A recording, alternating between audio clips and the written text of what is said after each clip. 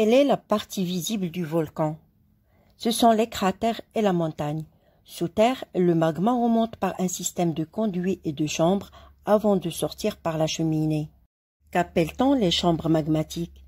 Situées sous les volcans, généralement à moins de 10 km de profondeur, ce sont de gigantesques réservoirs de roches en fusion. Il peut y avoir plusieurs sous un même volcan. Par où le magma remonte-t-il? Le magma remonte du manteau à la surface de la Terre par un conduit appelé cheminée. En principe, une seule cheminée mène au sommet du volcan où se trouve le cratère. Mais il arrive parfois que des cheminées secondaires se forment, reliées à la principale pour déboucher sur les versants du volcan. Où se forme le cratère du volcan?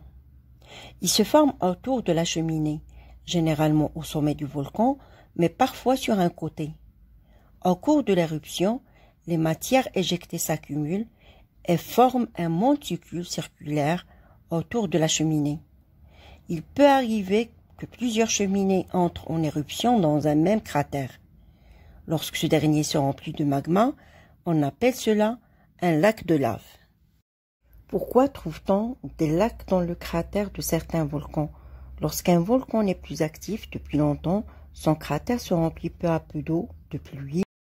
On en trouve également dans les caldeiras, qui sont d'immenses cratères créés lors d'une violente éruption. Le sommet du volcan s'est effondré et sa chambre magmatique est complètement vide.